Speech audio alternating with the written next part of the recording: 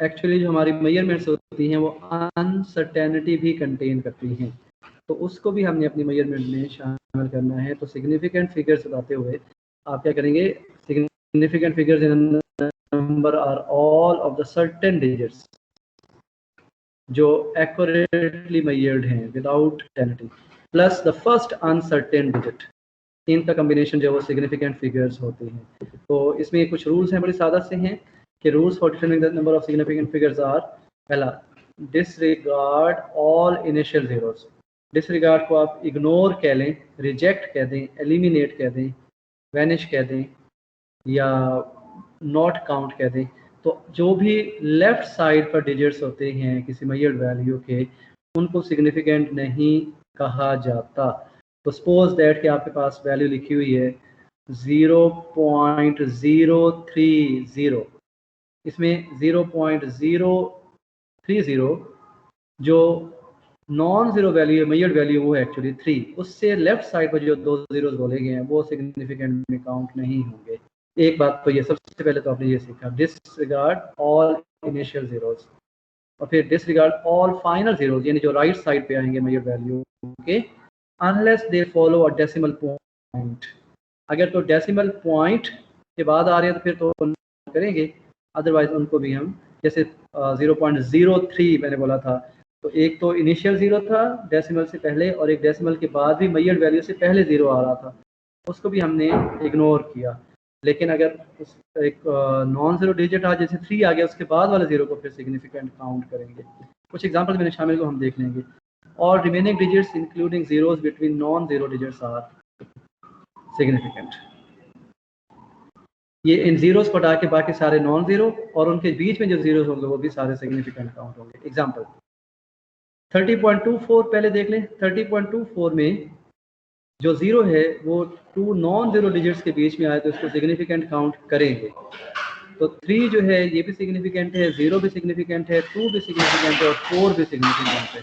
तो ये 4 टोटल बनते हैं। तो इस 30.24 ml अगर आप देखेंगे किसी वॉल्यूम की मेजरमेंट को, तो इसके अंदर जो चारों डिजिट्स हैं वो सिग्निफिकेंट हैं। जीरो से मुतालिक बात ये है कि जीरो जो है वो 2 नॉन जीरो डिजिट्स के बीच में आ गया, तो अगर जीरो 2 नॉन जीरो डिजिट्स के बीच में होगा तो उसको सिग्निफिकेंट काउंट किया जाएगा। ऐसे ही अगर नेक्स्ट मेजरमेंट देखें, इसी को ही एक्चुअली मिलीलीटर को अब लीटर्स में बताया गया है 0.03024, इसमें जीरो जो इनिशियल जीरो है वो सिग्निफिकेंट काउंट नहीं होगा, इसको इग्नोर करेंगे। फिर 0.0 डेसिमल के बाद जो जीरो आ रहा है वो भी नॉन सिग्निफिकेंट है, लेकिन 3 पहला सिग्निफिकेंट फिगर है, फिर जीरो बीच में आ रहा है 3 और 2 के, ये भी सिग्निफिकेंट है, 2 सिग्निफिकेंट है, 4 सिग्निफिकेंट, इसमें भी 4 ही सिग्निफिकेंट फिगर्स हैं। फिर इसका एक और वे बताया कि इसको एक और भी ये कि अगर आपके पास लिखा हो 8.000, तो 8.000 में 8 तो सिग्निफिकेंट है, फिर डेसिमल के बाद जो फाइनल जीरोस आ रहे हैं वो भी सिग्निफिकेंट काउंट होंगे, इसमें 4 सिग्निफिकेंट फिगर्स हैं। या 8.000 एक्सपोनेंट 3, देखो जो एक्सपोनेंशियल फॉर्म में होते हैं डिजिट्स उनको सिग्निफिकेंट नहीं मानते, उससे पहले सारे सिग्निफिकेंट होते हैं। तो 8 भी सिग्निफिकेंट है और डेसिमल के बाद जो 3 जीरोस हैं वो भी सिग्निफिकेंट है, तो इसमें भी 4 ही सिग्निफिकेंट डिजिट्स हैं। फिर 800.0, अब 8 के बाद आने वाले जीरोस ये सिग्निफिकेंट है और डेसिमल के बाद आने वाला जीरो भी सिग्निफिकेंट है। तो 4 सिग्निफिकेंट फिगर्स इसमें भी हैं। तो ये सारी जो हमारे पास ऑब्जर्वेशन है या जो वैल्यूज दी हुई हैं, इन सब में 4 सिग्निफिकेंट फिगर्स हैं। नेक्स्ट इसी में कुछ अगर हम ऑपरेशन करते हैं, लाइक हमने एडिशन की है या सब्ट्रैक्शन की है, तो फिर हम क्या करेंगे। तो देखो एडिशन और सब्ट्रैक्शन कोई मैथमेटिकल प्रोसेस करते हैं, जो रिजल्ट आता है तो रिजल्ट में सिग्निफिकेंट फिगर्स कैसे डिसाइड करते हैं। तो इन एडिशन और subtraction the answer should have the least digits after decimal. Decimal के बाद कम से कम डिजिट होने चाहिए आंसर के अंदर। फॉर एग्जांपल एक ऑब्जर्वेशन है 3.4 और दूसरी है 0.020 और तीसरी है 7.31। पहली ऑब्जर्वेशन में जो सिग्निफिकेंट फिगर्स हैं वो 1 and 1 2 हैं, इसमें ये सिग्निफिकेंट नहीं है, ये भी सिग्निफिकेंट नहीं है 0, ये 1 and 1 2 सिग्निफिकेंट है इसमें भी, और इसमें 7 भी सिग्निफिकेंट है, 3 भी सिग्निफिकेंट है, 1 भी सिग्निफिकेंट है, 3 है। तो जो मेजर्ड वैल्यूज हैं उनमें टू सिग्निफिकेंट फिगर्स लीस्ट हैं, तो रिजल्ट के अंदर टू सिग्निफिकेंट फिगर्स होने चाहिए। 10.7 we can generalize and say that for addition and subtraction the result should have the same number of decimal places as the number with the smallest number of decimal places। अच्छा, एक point यहाँ पर ये भी है कि after decimal आपने गौर करना है कि डेसिमल के बाद उतनी प्लेसेस हों जो स्मॉलेस्ट नंबर ऑफ प्लेसेस हो, तो ये एक अप टू 1 प्लेस इसमें ये लीस्ट है, तो इसमें भी रिजल्ट में भी अप टू 1 प्लेस ही आपने लिखना है डेसिमल के बाद। अगर राउंडिंग ऑफ का मामला होगा तो फिर हम नेक्स्ट पढ़ने वाले हैं। अच्छा, मल्टीप्लिकेशन और डिवीजन में क्या करेंगे, ये तो एडिशन और सब्ट्रैक्शन में था। It is suggested for multiplication and division that the answer should be rounded so that it contains the same number of significant figures as the original number with the smallest number of significant figures या significant figures। Suppose that 3.4 को 7.31 से multiply कर दिया, अब 3.4 में 2 significant figures हैं, तो result के अंदर भी 2 सिग्निफिकेंट फिगर्स होने चाहिए, उससे ज़्यादा नहीं हो सकते। राउंडिंग ऑफ, ये आखिरी शीट आज की जो हम पढ़ रहे हैं, राउंडिंग ऑफ अभी कहा था कि तब हमें ज़रूरत पड़ेगी जब हम मल्टीप्लाई करते हैं और रिजल्ट हासिल करते हैं। तो in rounding a number greater than 5 last digit is increase by 1। ये तो बड़ी सादा सी बात है। सपोज दैट 10.7 था, तो जो लास्ट डिजिट है वो 5 से ज़्यादा है, तो रिमेनिंग को हम 1 देंगे तो 10 हो जाएगा 11। और फिर in rounding a digit less than 5 last digit is 10। Suppose that 10.3 है, तो 3 को वैसे इग्नोर कर देंगे तो जी जी प्लीज। वॉइस ड्रॉप हो रही है आपकी। हाँ जी बोले बेटे। वॉइस ड्रॉप हो रही है आपकी। अच्छा, ये हो सकता है कि सिग्नल्स का इशू हो, होप कि वो ठीक हो जाए। मैं तो प्रॉपरली सब कुछ ठीक कनेक्ट किया हुआ है। अच्छा, हो सकता है आपके सर मसला हो, बाकी बच्चों को भी है प्रॉब्लम वॉइस डिस्टॉर्शन का या ड्रॉप का? नहीं सर, ठीक आ रही है वॉइस आपकी। Okay okay. अच्छा, अगर राउंडिंग करनी है आपने ऐसे डिजिट में जो 5 पे एंड हो रहा हो, इन राउंडिंग नंबर एंडिंग इन 5, तो इस तरह से राउंड ऑफ करेंगे कि हमेशा जो हमें रिजल्ट मिले वो आखिरी इवन नंबर हो। Always round so that the result ends with an even number. तो कैसे, आगे एग्जांपल भी दिए। जैसे 0.635 में राउंडिंग करनी है, तो 5 है लास्ट डिजिट जो एलिमिनेट होना है, तो हम रिमेनिंग जब देखेंगे तो 63, तो 3 ऑड है, तो हम इसको क्या करेंगे, इसको 1 बढ़ा देंगे और 4 लिखेंगे, तो राउंड्स को 0.64, क्योंकि रिजल्ट को कहा है कि इवन पे एंड होना चाहिए। और फिर इसी तरह से 0.625 क्या है, इसमें भी जो लास्ट डिजिट है 5 है जिसको हमने राउंड ऑफ करना है, फिर रिमेनिंग 2 अगर होगा तो इवन रहेगा, अगर 1 बढ़ा देंगे तो 3 तो वो ठीक नहीं है, तो इसको 0.62 बोलेंगे। तो अगर 5 से ज़्यादा हो तो फिर तो 1 इंक्रीज़ कर देंगे मेजरमेंट को, नंबर को, लेस है तो फिर वैसे ही रहने देंगे। अगर राउंडिंग नंबर की करते हुए एंडिंग पे 5 है तो फिर 2 चीज़ें देखेंगे कि इवन होना चाहिए एंडिंग नंबर, तो 0.65 को 0.64 और 0.625 को 0.62 पाएंगे। नेक्स्ट हम फिर आगे पढ़ेंगे कॉन्फिडेंस इंटरवल या कॉन्फिडेंस लिमिट, लेकिन अभी नहीं। आज के लिए हम इस रेगुलर टॉपिक को यहाँ पे रोक लेते हैं और अब मैं आप लोगों को प्रैक्टिकल्स की तरफ जो है वो ले जाना चाहता हूँ एक्चुअली। तो प्रैक्टिकल्स जो हैं हमारे, उसकी हम बात करते हैं।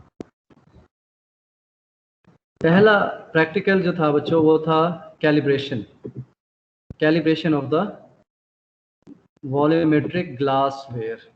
इसके अब मैंने लास्ट टाइम आपसे जो शेयर किया था ना शीट, और वो आपको भेज भी दी हुई है, उसको अब मैंने आप लोगों के लिए एडिट किया है। अब ये जो आपके सामने शीट इस वक्त है ये फाइनल है और आपने इसी को ही यूज़ करना है। इंस्ट्रक्शंस ये हैं कि आप लोगों के पास प्रैक्टिकल नोटबुक होनी चाहिए। अब प्रैक्टिकल नोटबुक जो है वो यहाँ पर आप लोगों को वैसे नहीं मिलती जैसे आम तौर पर आप FSC में लेते रहे कि किसी पब्लिशर की या कुछ। तो आप एक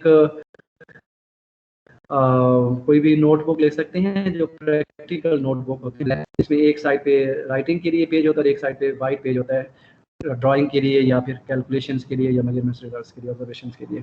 तो उस तरह की एक आप लोग प्रैक्टिकल नोटबुक ले लेंगे। हमें कोई ज़्यादा बड़ी प्रैक्टिकल नोटबुक नहीं चाहिए, एक मीडियम साइज़ में प्रैक्टिकल नोटबुक परचेज़ कर लेंगे और उस प्रैक्टिकल नोटबुक के ऊपर आप ये प्रैक्टिकल्स का जो काम है ये नोट करना शुरू कर देंगे।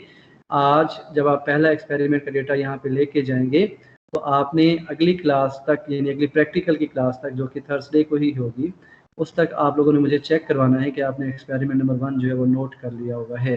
तो ये एक्सपेरिमेंट नंबर 1 ही है और उसका डेटा जैसे आप लोगों ने कॉपी के ऊपर नोट करना है वैसे ही मैंने यहाँ पर इसको एडिट करके एडजस्ट किया हुआ है। तो ये आप लोगों का फर्स्ट प्रैक्टिकल है कैलिब्रेशन ऑफ वॉल्यूमेट्रिक ग्लासवेयर। तो इसमें कुछ हिस्सा मैंने पहले ही बता दिया था कि कैलिब्रेशन का क्या मतलब है। मैं पहले आपको ये गो थ्रू करेंगे इसको, फिर हम कुछ वीडियोस भी देखेंगे आज कैलिब्रेशन के ऊपर कि ये प्रैक्टिकल होता कैसे है। तो पहले हम इस डेटा को गो थ्रू कर लेते हैं जल्दी से कि this set of laboratory experiment is design to introduce to some of the apparatus and operations. इसमें एपरेटस कौन सा हम आमतौर पे एनालिटिकल लेबोरेटरी में इस्तेमाल करते हैं, उसको किस तरह से यूज़ करते हैं, उसका इंट्रोडक्शन इस एक्सपेरिमेंट में होगा। While some of the procedures may seem trivial and the results obvious, this is chance for to develop good laboratory technique. तो कैलिब्रेशन का मीनिंग भी आगे आ जाएगा, क्या मतलब है इसका। जो रिएजेंट्स और एपरेटस एनालिटिकल लेबोरेटरी में ज़्यादातर हम यहाँ कैलिब्रेशन में देखेंगे वो कौन से analytical balance, beaker, plastic bottles, volumetric pipette, अब माइक्रो पिपेट जो एपन ड्रॉप माइक्रो पिपेट कहलाता है, थर्मोमीटर, डिस्टिल्ड या डीआयोनाइज्ड वाटर और ब्यूरेट्स। ये जो है ग्लास वेयर है जो आम तौर पे हम यूज़ करते हैं ड्यूरिंग एक्सपेरिमेंट्स। इसमें पहले एनालिटिकल बैलेंस को कैसे यूज़ करते हैं, क्योंकि मैक्सिमम नंबर ऑफ एक्सपेरिमेंट्स में आप लोगों को मैसेज फाइंड आउट करने होते हैं। तो एनालिटिकल बैलेंस जो है वो किस तरह से यूज़ होता है, हम एनालिटिकल बैलेंस को भी साथ में देख लेते हैं कि ये किस तरह का दिखता है। एनालिटिकल बैलेंस की मैं यहाँ साथ में आपको बताया कि ये हमारे पास सोर्स अवेलेबल है, तो हम इसको ही यूज़ करेंगे। एनालिटिकल बैलेंस को जस्ट देखना है कि ये किस तरह का होता है। यहाँ से इमेज ये देखें, कोई भी इमेज आप यहाँ पे ओपन कर सकते हैं।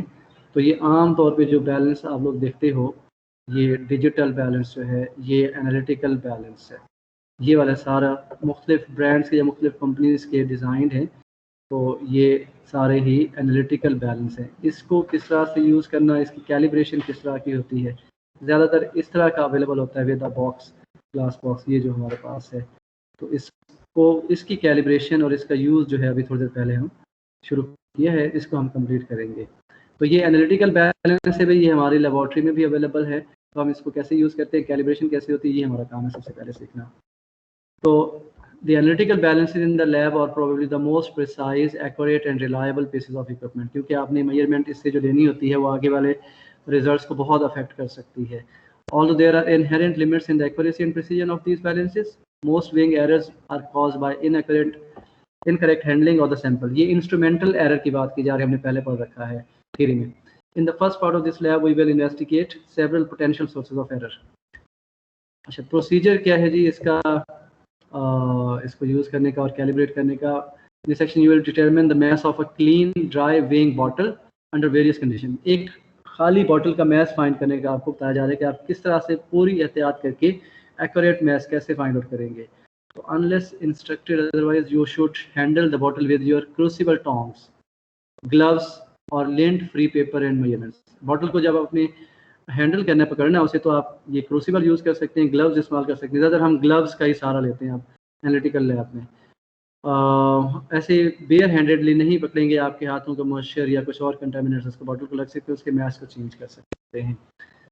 अच्छा, filter paper and lint free paper and measurements should be made to the nearest 0.1 milligram, मतलब इस लेवल तक जाएंगे। by placing the weighing bottle and cap with cap removed in the oven for about 5 minutes। ये मैंने last week भी आपको ये पढ़ाया था, लेकिन कुछ स्टूडेंट्स अब न्यू ऐड हुए तो उनके लिए ये। तो पहले उसको ना थोड़ा सा ड्राई कर लेंगे, अगर वो मॉइस्चर कंटेन करता है, वॉश किया हुआ है, तो उसको ड्राई कर लेंगे ओवन में प्लेस करके। Remove and re mass while warm, follow the change in its apparent mass for several minutes. अभी भी उसको बार बार रीवे करके देखेंगे कि कहीं अभी भी मैस चेंज हो रहा है, इसका मतलब अभी कोई मॉइस्चर उसके अंदर है, तो वो रिमूव करना है, मुकम्मल तौर पे उसको ड्राई करना है।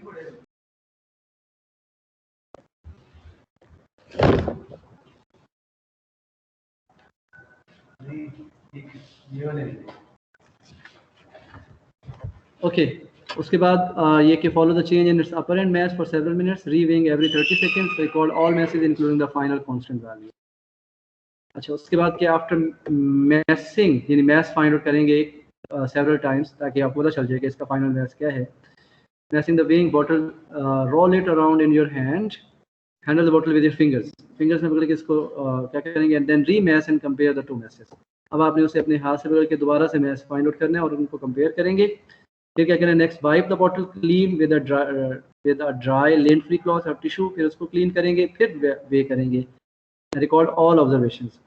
अच्छा, फिर hold the weighing bottle and an inch from your mouth and breathe on it several times, remass and compare with previous data। तो ये भी कि आपका जो सांस लेने का अमल है, जो आप पफ रिलीज करते हैं एयर का, वो इसके मैस को कितना को अफेक्ट कर सकते हैं, वो भी यहाँ पर हमने देखना होता है। और discuss your results in your laboratory right up, जो भी रिजल्ट्स होंगे उनको नोटबुक पे नोट करना और फिर उसको कंक्लूड करना कि इसका जो मैस है वो इतना है। तो ये तो बॉटल का मैस फाइंड करना थ्रू एनालिटिकल बैलेंस ये। और दूसरा हिस्सा जो है वो है कैलिब्रेशन ऑफ वॉल्यूमेट्रिक ग्लास, ये ज़्यादा इंपॉर्टेंट पार्ट है, असल एक्सपेरिमेंट का काम यही है। क्या करेंगे, we will be required to make accurate measurements of volume. The primary means of doing so will be by using इधर अ वॉल्यूमेट्रिक पिपेट। ये वो पार्ट है जो हम यूज़ करेंगे, वॉल्यूमेट्रिक पिपेट, मोहर पिपेट, माइक्रो पिपेट और या ब्यूरेट, और वॉल्यूमेट्रिक फ्लास्क भी होगी यहाँ पर। Many manufacturers calibrate their glassware so that the true volume is within specified limits of the available volume। मतलब कभी ऐसे भी होता है कि जो मैन्युफैक्चर करते हैं एपरेटस को, वो भी कैलिब्रेशन अच्छे तरीके से करके बेचते हैं ताकि सही वॉल्यूम जो है वो लेबल हो इसके ऊपर, जो ग्रेजुएशन लगी होती है। In cases where particularly accurate measurements are needed, it may be necessary to make a more accurate calibration of your volumetric containers। In this experiment, you will calibrate a burette, a volumetric pipette, and a micro pipette। मैंने फिर इस experiment में pH metre की calibration को भी शामिल किया हुआ है। अच्छा, प्रोसीजर क्या है ये आप लोग पढ़ लेंगे, ये वाला ये देखें। सबसे पहले इसको क्या करना है, place about 250 ml of distilled या deionise water in a 400 ml beaker. अभी मैं आपको ये वीडियोस में दिखाऊंगा कि कैसे करना होता है। डी आयोनाइज या डिस्टिल्ड वाटर एक ही चीज़ है, इसको लेना आपने। Place a thermometer in the beaker containing the water and leave it in place through the remainder of the experiment। ताकि पहले पानी की प्योरिटी को चेक करें, उसका टेम्परेचर चेक करें कि वो चेंज तो नहीं हो रहा। If the temperature of the water is not identical to that of the room temperature, allow the water to equilibrate to room temperature. पहले पानी का टेम्परेचर रूम टेम्परेचर तक ले आएंगे, फिर record the temperature of the equilibrated water, यानी वो room temperature होगा। If the temperature of the water changes during the experiment, record the change temperature. Use the temperature recorded just prior to each mass measurement to do the calculations described later in the experiment। Calculations हैं, graphs हैं calibrations के, लेकिन मैं इनको शामिल नहीं करूँगा, मैं सिर्फ थ्योरी शामिल करूँगा। भाई गौर से सुनना है, प्रैक्टिकल को मैंने कट कर दिया, हाफ कर दिया है। जो यहाँ कहा गया ना कि मेजरमेंट्स को आगे फिर कैलकुलेशंस में लेके जाना है और एक ग्राफ मेक करना है, तो मैं सिर्फ थ्योरी लाऊंगा, हम कैलकुलेशन नहीं करेंगे, ग्राफ्स नहीं मेक करेंगे कैलिब्रेशंस के। आगे आने वाले एक्सपेरिमेंट्स के अलबत्ता हम कैलकुलेशंस और ग्राफ जरूर ड्रॉ करेंगे। ये आपको सिर्फ कैलिब्रेशन का प्रोसीजर जानना है यहाँ पर।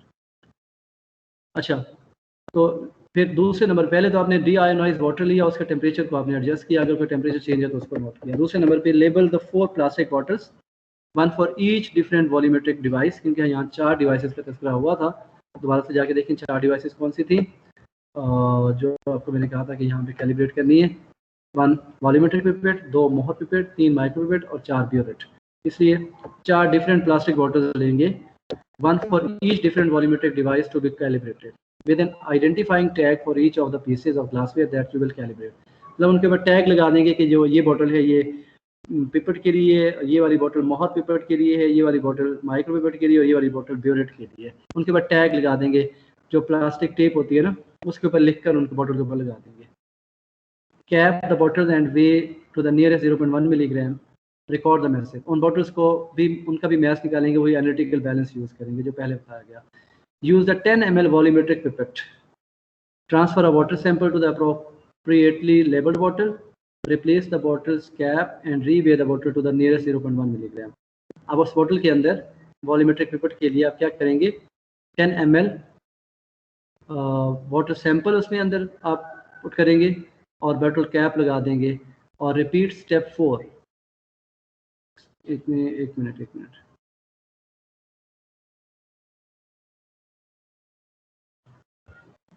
स्टेप 4 जो है एक्चुअली मुझे लगता है यहाँ से मिसिंग है। एक्चुअली वो ये है, ये वाला स्टेप 4 है, replace the bottle cap and reweigh the bottle to near 0.1 milligram. तो इसको फिर रिपीट करना है। Repeat step 4 with the same pipette into the same bottle until you have made at least 8 repeat deliveries. You should at this point have recorded a total of 9 masses of the bottle. क्या करना है जी, bottle का mass find out करना है और 9 times find out करना है। अभी हम वीडियो में भी देखेंगे इसको कि वो ऐसे ही करते हैं और फिर एक्चुअली वो कैलकुलेशन करके फिर फाइनल रिजल्ट देते हैं। तो क्या करना है, 10 ml वॉल्यूमेट्रिक पिपेट के लिए transfer a water sample to the appropriately labelled bottle.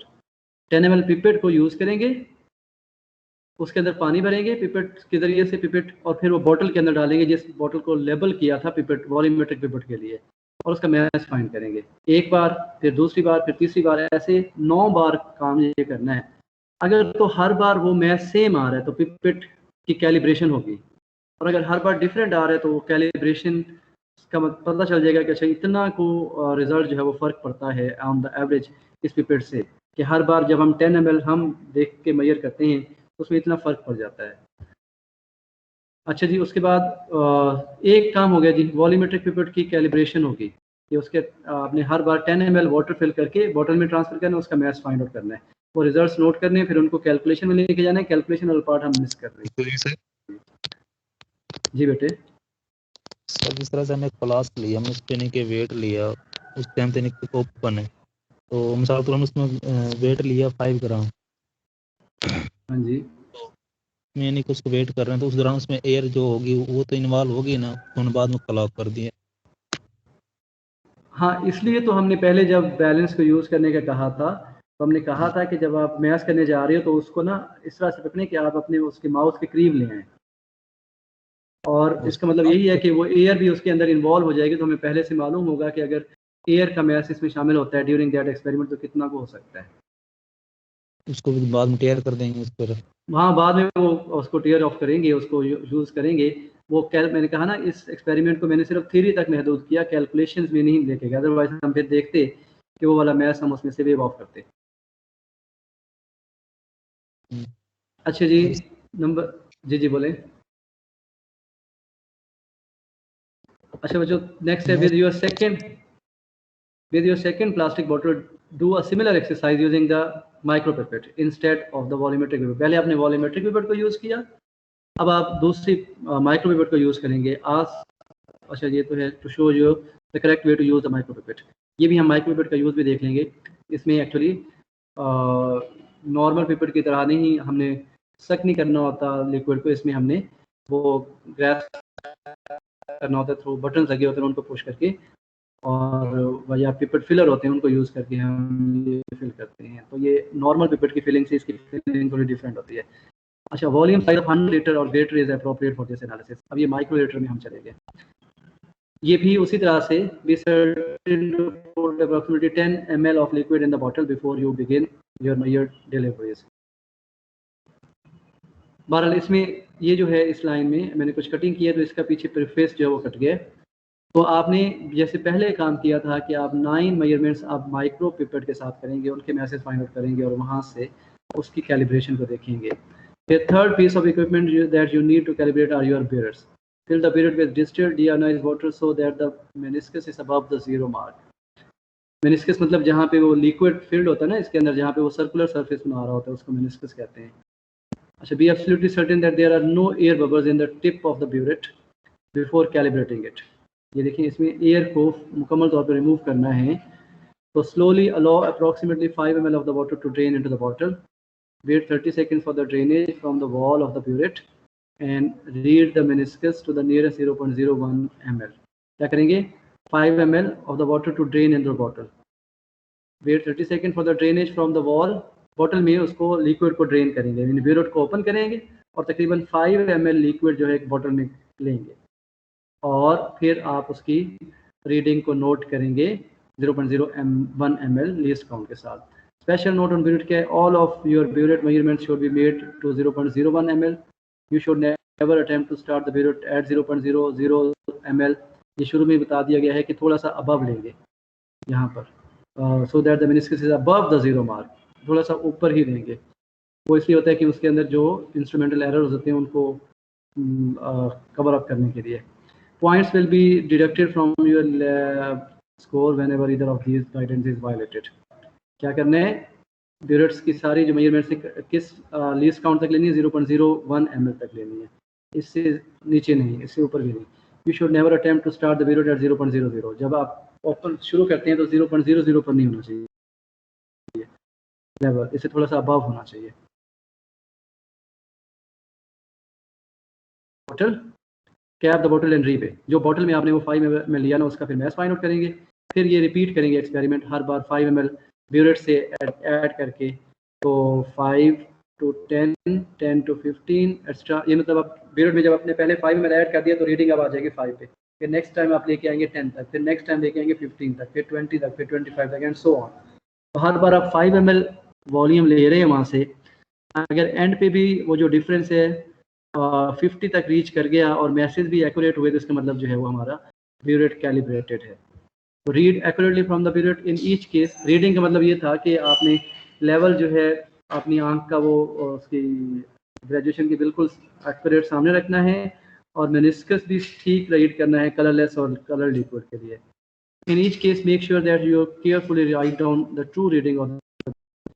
अच्छा, ये आगे हो गया। Once you have completed calibrating your first burette, repeat the same procedure for the second burette. तो जो भी burets इस्तेमाल होती हैं उन सबको आपने कैलिब्रेट करना है। तो एक बार हम जो है इसको देख लेते हैं यहाँ कैलिब्रेशन प्रोसेस को। कैलिब्रेशन प्रोसेस को अभी हम एक वीडियो के थ्रू देखेंगे। आप लोगों ने, ये कोई 1 मिनट्स की वीडियो होगी, इसको गौर से देखना है। जितनी बातें हमने अभी डिस्कस की हैं इन्हीं को यहाँ पर हम देखेंगे। तो मैं कोशिश करता हूँ कि एक बेहतर वीडियो जो है वो आपको यहाँ पर मिल जाए। थोड़ी देर पहले मैंने इसको ऐसे कोशिश की थी डाउनलोड करने की, फिर मैंने छोड़ दिया कि एक बार हम ऑनलाइन ही देख लेंगे लाइव कैलिब्रेशन।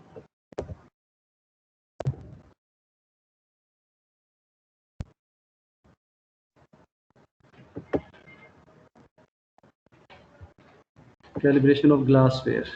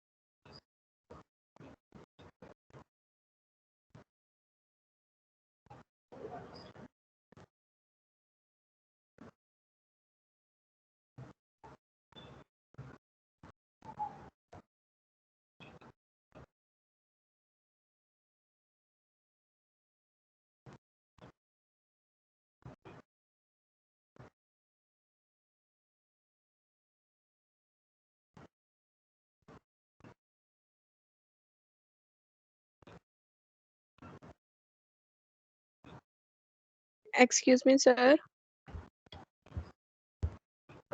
जी प्लीज बोलें। सर आवाज ही नहीं आ रही वीडियो की। वीडियो की आवाज़ नहीं आ रही? मुझे तो आ रही है, बाकी बच्चों को भी नहीं आ रही? नो सर सर नहीं आ रही। वीडियो की आवाज़ नहीं आ रही। अच्छा, इसका क्या सलूशन कोई बच्चा गाइड कर सकते है? वीडियो सर की जो आपने आवाज़ पढ़ाया पर जो इसमें यही हो सकता है कि आप वीडियो की लिंक जो है ना वो शेयर करते हैं तो सब बच्चे अपने तौर पर देख। अच्छा, मैं ये नहीं, एक बार हमें देख लेते हैं। मैं इसका ना वॉल्यूम ऑफ करके खुद ही बताता जाऊंगा कि वो क्या कर रहा है, ठीक है? या हम सब टाइटल के साथ वीडियो देख लेते हैं जिसमें नीचे लिखा होता होगा। और ये वैसे भी बड़ी मुश्किल सी इंग्लिश बोल रहा था ये बंदा, जो मुझे भी बड़ी कम समझ आ रही थी।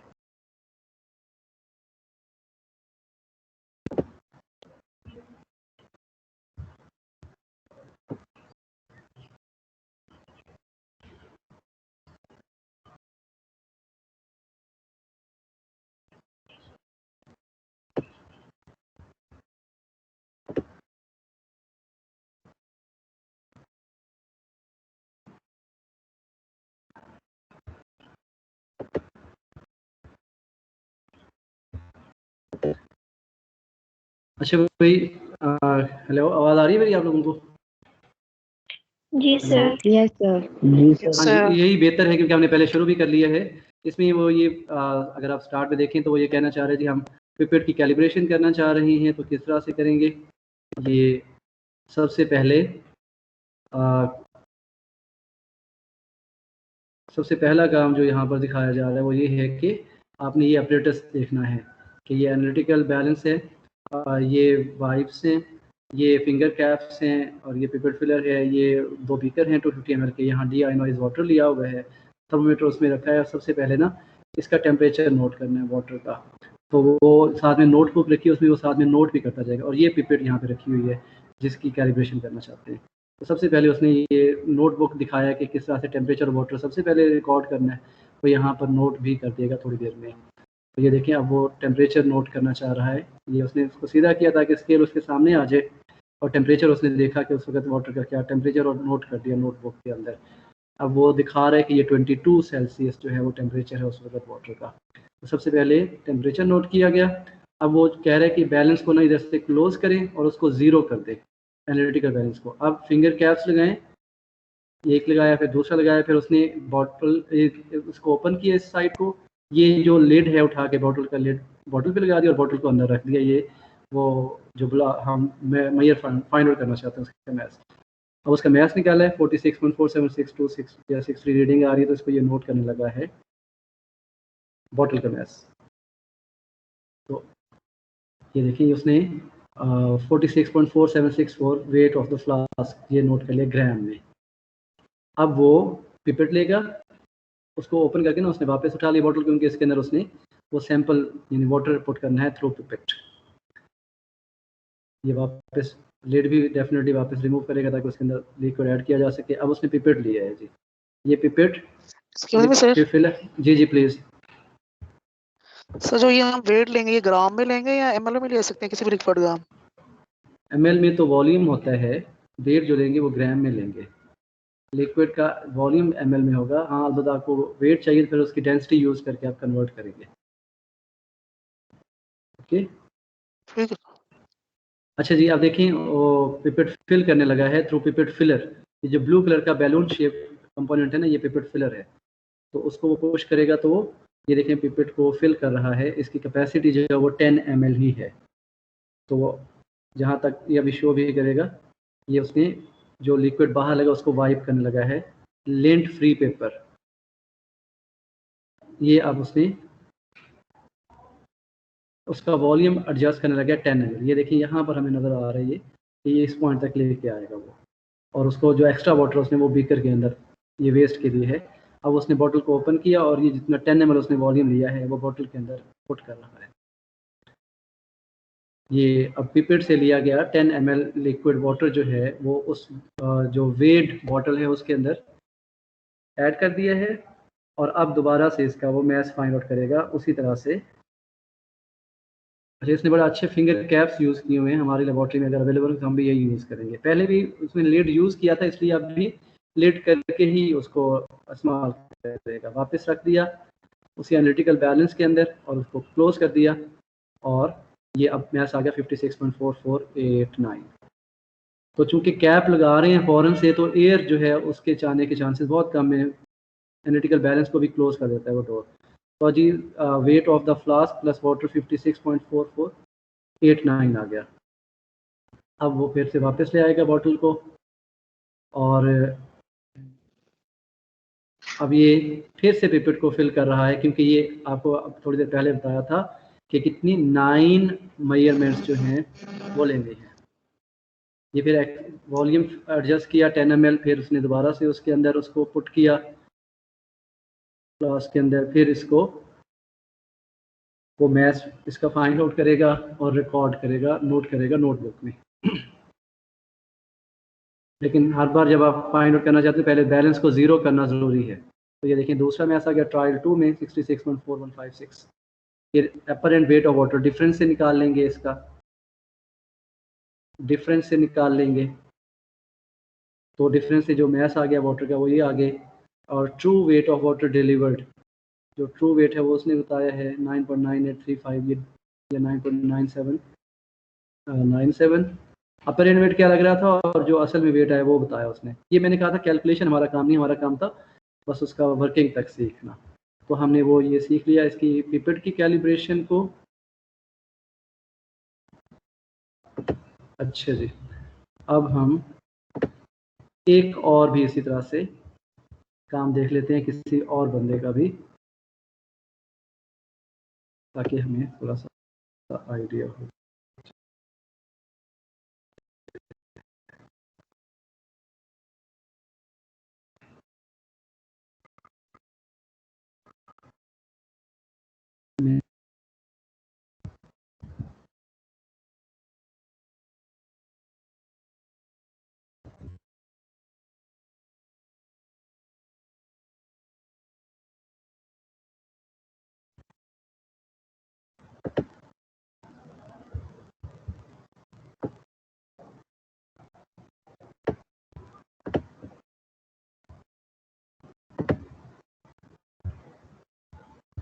कि आपने बस माइक्रो पिपेट को देखना है कि वो कैसी होती है, बाकी सारा प्रोसीजर कैलिब्रेशन के वैसे। ये देखें ये माइक्रो पिपेट है, इसमें वो जो फिलर था ना वो नहीं है इसमें। जैसे आप सिरिंज फिल करते हैं उससे भी आसान प्रोसीजर है कि एक ऊपर बटन सी चीज़ होती है उसको आप पुश करते हैं, प्रेस करते हैं तो वो लिक्विड को एक्वायर कर लेता है।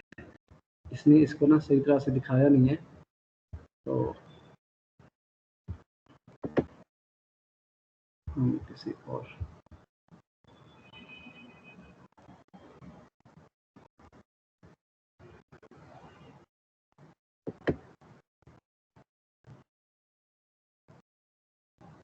ये एप एंड ड्रॉप जो मैं आपको बता रहा था, ये app and drop micro pipette ये है। अभी यहाँ पे देखेंगे ये जो बोल रही है इसके आप स्टाइल से देख लेंगे क्या बोलना चाह रही है। ये वो दिखाना चाह रही है ये पिपेट एप एंड ड्रॉप, ये उसका पुश बटन है, इसको पुश करेंगे और फिर रिलीज़ करेंगे तो ये लिक्विड जो है वो अपने अंदर कलेक्ट कर लेगा। तो इसका साथ में वो जो डिजिटल मीटर टाइप है वो भी सामने नज़र आ रहा है कि कितना इसके अंदर लिक्विड आ गया हुआ है। तो ये माइक्रो लीटर्स में हम इसकी मेजरमेंट करने के लिए ये माइक्रो पिपेट यूज़ करते हैं। तो इसके बाद शेप स्टाइल देख लें और उसका यूज़ भी वो बताना चाह रही है कि ये उसके आगे उसने फिट किया। ये नीचे वैसे चल रहा है सब टाइटल ना,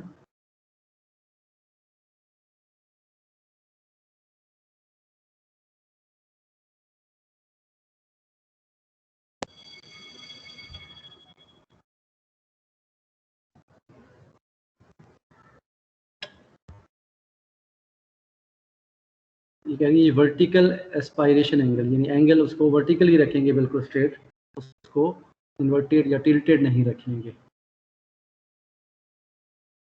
और फिर immersion depth as small as possible, जब आपने लिक्विड में इमर्स करना है तो जितना कम इमर्स करेंगे उतना बेहतर है, ज़्यादा इमर्स नहीं करेंगे उसे लिक्विड के अंदर।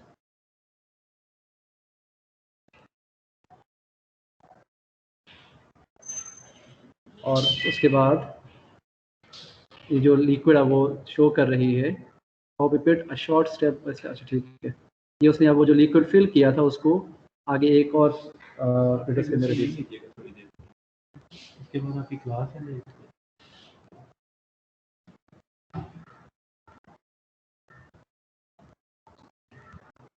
अच्छा ये चूँकि माइक्रो लीटर्स में होगा तो जो कलेक्शन बॉटल है वो देखें वो छोटी सी बिल्कुल शो की है, उसके अंदर डिस्पेंस किया उसने लिक्विड को और उसका जो है वो मैथ फाइंड आउट करेंगे। ओके मेरा ख्याल है इनफ है, बस आपको ये दिखाना था कि app and drop micro pipette जो है वो किस तरह की होती है। तो कैलिब्रेशन को भी आपने देख लिया। अभी हम एक और भी काम करने लगे हैं, कैलिब्रेशन का अभी काम ख़त्म नहीं हुआ, अभी हम कैलिब्रेशन ऑफ पीएच मीटर को देखने लगे हैं। इसमें वीडियो भी मैं कोशिश करूंगा कि आपको दिखा दूं, लेकिन इसमें मैंने साथ ही पिक्चर्स भी शो की हुई हैं। हाँ जी बच्चों, आवाज़ आ रही है मेरी आप लोगों तक? जी सर आ रही है। अच्छा, अब देखें पीएच मीटर भी डेफिनेटली हमने बहुत जगह पे इस्तेमाल करना होता है एनालिटिकल केमिस्ट्री में, एनालिटिकल लैब में।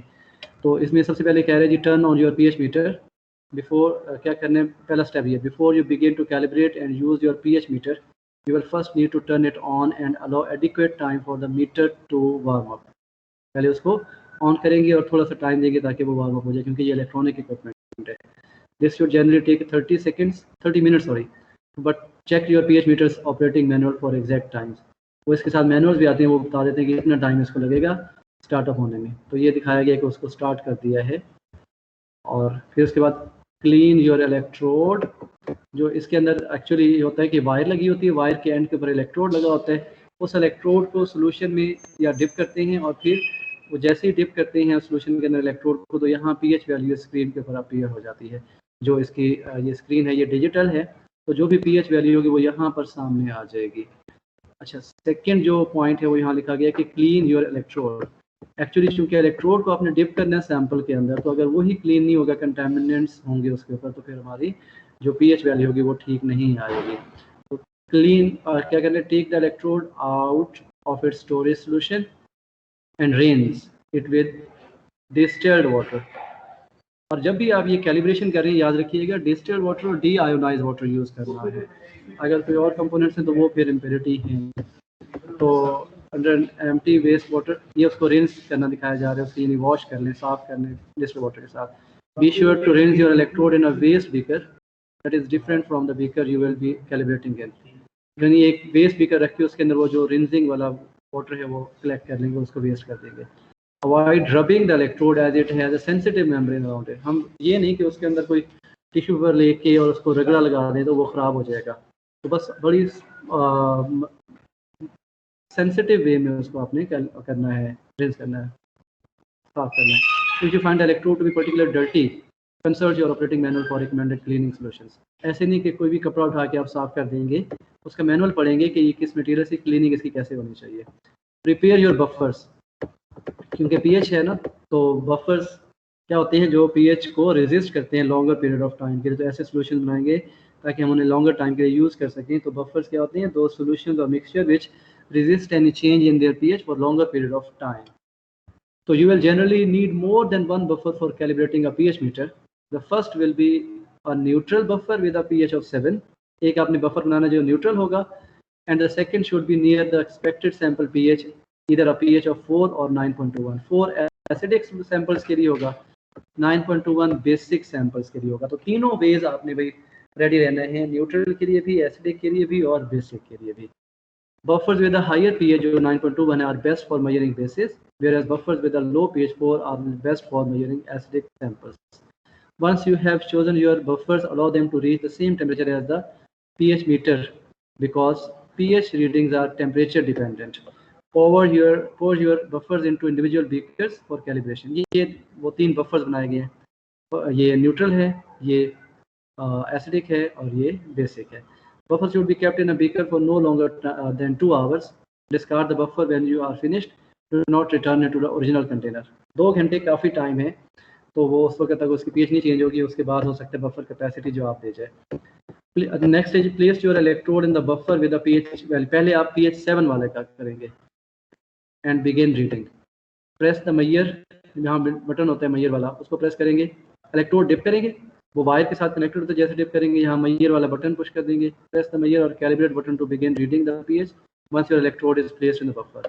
Allow the pH reading to stabilise before letting it sit for approximately 1 to 2 minute. थोड़ी देर के लिए वेट कर लेंगे, क्योंकि जब आप डिप करेंगे और यहाँ पे वैल्यूज थोड़ा सा चेंज हो रही होंगी, तो एक कॉन्स्टेंट वैल्यू को आप देखेंगे। फिर उसके बाद अब आपने फर्दर इस प्रोसेस को रिपीट करना है। ये देखें, once you have a stable reading set the pH meter to the value of the buffer's pH by pressing the mayor button and second time. फिर दूसरी बार रिपीट करेंगे, setting the pH meter once reading has stabilised allow for more accurate and tuned readings. although not necessary if you stir your buffer before measuring, be sure to stir all other buffers and samples in the same way. अगर चाहते हैं आपके buffer पड़े पड़े शायद कोई settle हो गया होगा उसके अंदर का केमिकल, तो उसको स्टर कर लें ताकि होमोजेनाइज हो जाए। अच्छा, फिर उसके बाद range your electrode the distil water. अब फिर से उसको रेंज करेंगे क्योंकि अब एक और बफर को आपने फिर यूज़ करना है, ये रेंज करना दिखाया गया फिर से। Rinse and PAT dry with a lint free tissue. उसके बाद place your electrode in the appropriate buffer for your sample and begin reading. अब दूसरे सैंपल में उसको यूज़ करेंगे। पहले तो आपने उसको कैलिब्रेट कर दिया, आप सैंपल में डिप करेंगे और उसके सैंपल की पीएच कर दिया। Press the measure button to begin reading the pH once your electrode is placed in the buffer. ये आप दिखाए गए हैं एसिडिक बफर के लिए कि उसमें डिप कर दिया है और फिर मेजर बटन को पुश करेंगे और पीएच को मेजर कर देंगे। फिर set the pH of second time, हर एक मेजरमेंट को 2 बार जरूर जो है, ये देखिए एसिडिक बफर में यहाँ पर भी डिप करके फिर दोबारा भी मेजर करने के लिए कहा गया है। Once your reading has stabilised set the pH meter to the value of the buffer's pH by pressing the measure button. फिर रेंज करेंगे ताकि तीसरी एक मेजरमेंट कर सकें। You can use distil water to rinse. फिर अब ये देखेंगे कि फिर रेंज किया जा रहा है डिस्टिल वाटर के साथ ओनली, नीचे वो वेस्ट बीकर रखा हुआ है कलेक्ट करने के लिए। फिर अब आपने बेसिक बफर में उसको प्लेस करना है या सैंपल में प्लेस करना है और 2 मिनट्स के लिए वेट करना है ताकि स्टेबल हो जाए reading. Set your pH level. Once the reading has stabilised press the measure button. This is the pH level of your sample. और ये देखें यहाँ पे शो किया हुआ है कि 12 आ गई है। तो clean your electrode after use. अब आपने rinse your electrode with distil water and blot और dab dry with a lint free tissue. You may store your pH meter once clean and dry. Use करने के बाद इसकी cleaning और drawing important है। तो ये देखिए दोबारा से उसको क्लीन किया जा रहा है, इसको भी ड्राई करेंगे, क्लीन करेंगे एंड दैट्स इट। तो ये है कैलिब्रेशन हमने पढ़ी है किस चीज़ की, पिपेट की, एपेन ड्रॉप माइक्रो पिपेट की, ब्यूरेट की और फिर पीएच मीटर की। तो ये आप लोगों ने डेटा जो है इसी तरह से प्रैक्टिकल नोटबुक में पुट करना है जैसे यहाँ तरतीब है, सिवाय इन डायग्राम्स के। ये डायग्राम नहीं बनाएंगे जो यहाँ पर पुट की गई ना, फिगर्स दी हैं, ये वैसे समझाने के लिए थी। तो आपने एक प्रैक्टिकल नोटबुक शुरू में आपको कहा था मैंने, वो आप परचेज कर लेंगे और उसमें आप एक्सपेरिमेंट नंबर 1 में यही हेडिंग देकर लिखेंगे कैलिब्रेशन ऑफ वॉल्यूमेट्रिक ग्लासवेयर।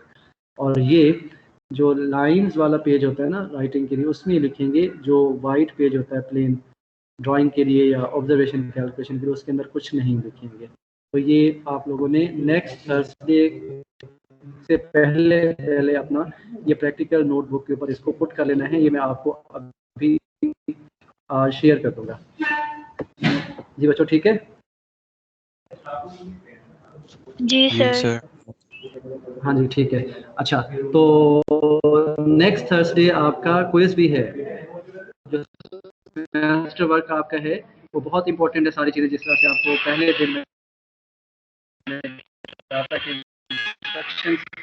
जो है वो डेफिनेटली साथ में असेसमेंट हो रही होती है, साथ में आपके स्कोर्स काउंट हो रहे होते हैं। तो जो आपका है सेशनल वो इसी तरह की सारी चीज़ें हैं कि जो आप काम कर रहे हैं। Quiz is very much important. 15 marks का क्विज होगा। मैंने आपको कहा था कि मंडे को हम इसका सिलेबस डिसाइड कर लेंगे। तो अभी नेक्स्ट लेक्चर हमारा मंडे को ही है, तो उस दिन हम अपना सिलेबस डिसाइड करेंगे। तो हमारा पहला एक्सपेरिमेंट भी बहरहाल आज हमारा कंप्लीट हो गया। ये डेटा आपको भेज दूंगा, लेकिन आपने क्या करना है कि पिक्चर्स जो पीएच मीटर की कैलिब्रेशन वाली थी वो पिक्चर्स नहीं बनानी, थ्योरी लिखनी ओनली, और थ्योरी पेजेस पे लिखनी है लाइंस वाले पेजेस के ऊपर। ज़रूरी नहीं है कि आप जैसे लोअर क्लासेस में बहुत ज़्यादा हेडिंग बना के और बहुत ज़्यादा खूबसूरत काम करते थे, मुझे इस तरह की ज़रूरत नहीं है। आप लोग बस उसे अपने नोटबुक में पुट कर लें, लिख लें, अपने पास रख लें, क्योंकि